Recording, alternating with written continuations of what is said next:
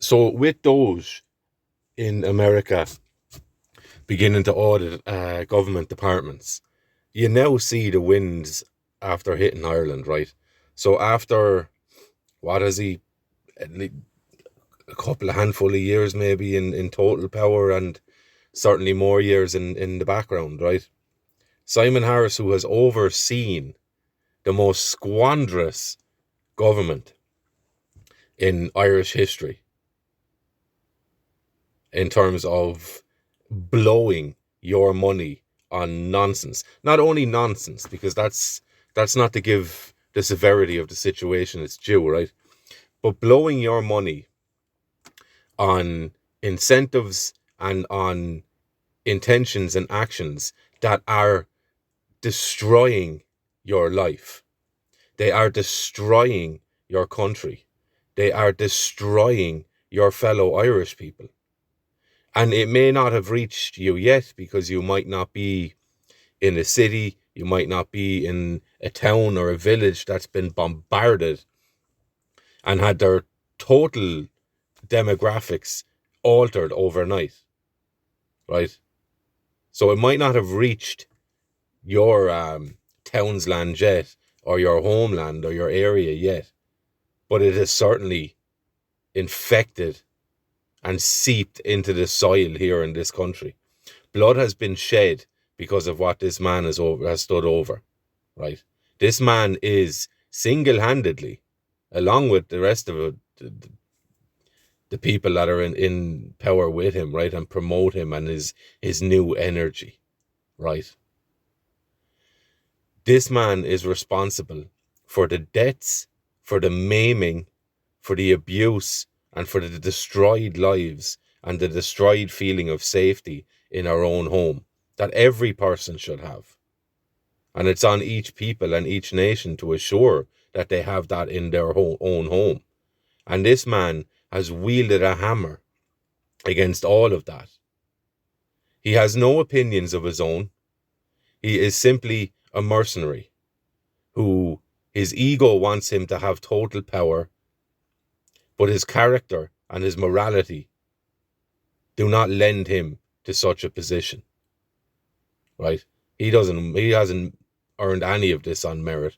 He doesn't warrant any respect. He doesn't demand any respect.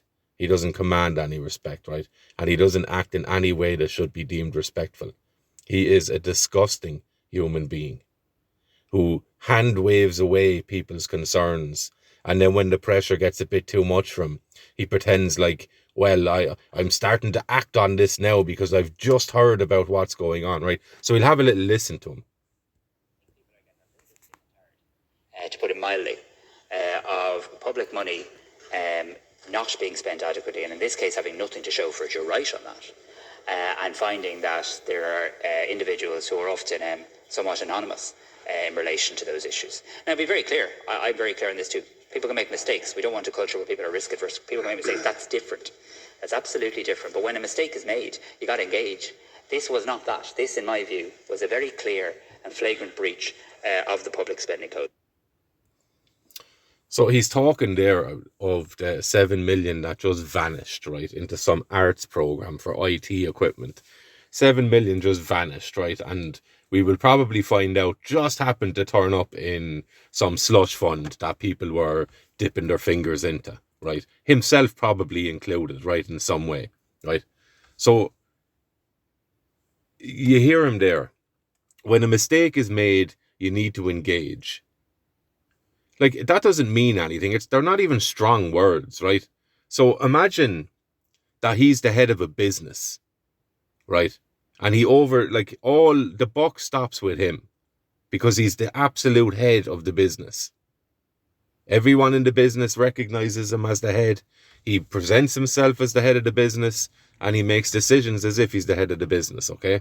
Let's assume that and pretend that for a second, or to use the analogy, right? And now, in one of his departments, his IT department, he signed off on 7 million euros going to upgrade the whole IT systems in his business. And then bang, that 7 million just vanishes and there's no upgrade in the IT systems. And he comes out and says, well, some people make mistakes, and maybe it wasn't a mistake this time, but when you make a mistake, you have to come out and engage. No, I'm sorry. When you make a mistake of making 7 million euros vanish, you're fired. You're going to jail, more than likely. Right? And wouldn't it be great if, like J.D. Vance, right? And again, I'm only basing this on the speech I heard him say, right? We'll see what actions and stuff follow. But he just called out the elephant in the room. He said, look, too many immigrants coming into the country. People's lives are being made miserable over it. People are being hurt. People are being killed.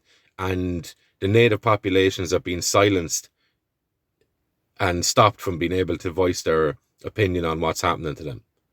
That needs to end. Right?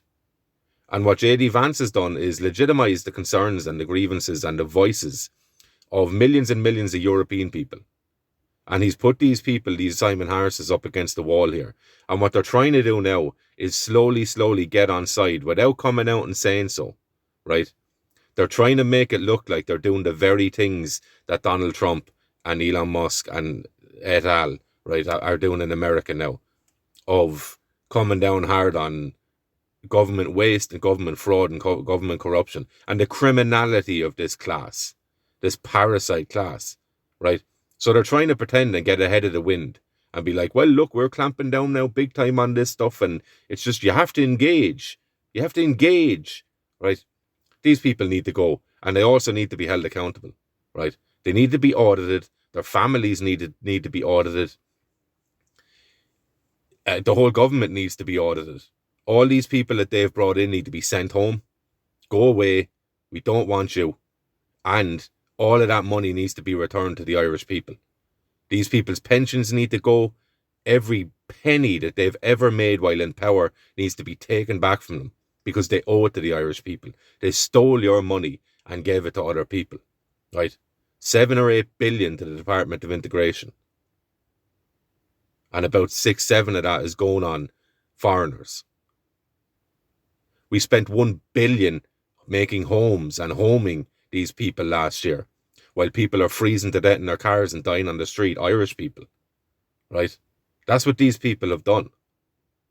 And they've tried to bring in hate speech laws. They've tried to silence people. They've tried to shut people up from speaking about this. And they just out when they're confronted with it, they just go, oh, well, I don't know about that. That's not a boss. That's not a leader. You would never hear a boss wave away a concern from a staff member by saying, well, I know nothing about that, so I don't know anything about it. That's nonsense. Like, that is not leadership, right? This man has never had a job in his life. He's never earned his pay. He has stolen a living every year of his life. And he's in the highest position of authority in this country. And he's using that position and abusing that position to further the goals of other people, but to further his own ego, right? To wield the hammer against people who probably remind him of the people who made fun of him when he was young, right? Because I would imagine it was many. This man cannot be taken seriously. He's an absolute cancer to this country, and he has ruined many Irish lives.